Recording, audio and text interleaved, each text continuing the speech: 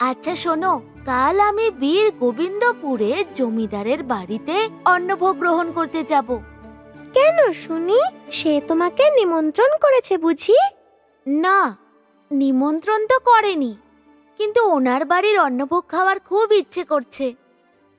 কেন গো, শ্রীমন্দিরের মহাপ্রসাদ তোমার ভালো লাগছে না বুঝি? আরে না, তেমন কিছু নয়। ওখানে যাওয়ার আরো একটা কারণ আছে। কি কারণ বলো না, তুমি বললে তবেই তো জানবো। বীর গোবিন্দপুরের জমিদারের রাজা গজপতি থেকে মহাদানী উপাধি পাওয়ার পর ওনার মনে হয় মতিভ্রম ঘটেছে।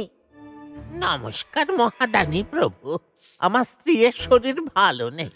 বৈদ্যকে দেখানোর জন্য যদি কিছু মুদ্রা ধার দিতেন তাহলে আমি আপনার কাছে ঋণী থাকব। আমি ধার দিই না, আমি হলাম মহাদানী। আমি শুধু দানই করে থাকি। না না মহাদানী, আমি দান নেব না, আমি ধারই চাই।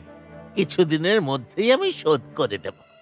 না হলে যদি বলেন কিছু কাজ আছে, সেই সব কাজ করে দেব। সেরকম কাজ তো কিছু নেই। তুমি একটা কাজ করো, তুমি বরং আমার একটু পদসেবা করো। যথা আজ্ঞা মহাদানী মালিক, আমি করে দিচ্ছি।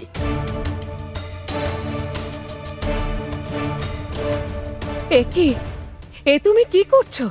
উনি এত বৃদ্ধ মানুষ, বয়সে তোমার থেকে অনেক বড়। তাকে দিয়ে পদসেবা করা উচিত হবে না, পাপ হবে তোমার। কিচ্ছু হবে না। সামন্তানি, তুমি বোধহয় জানো না, দানবীররা হলো যুগে যুগে সবচেয়ে বড়।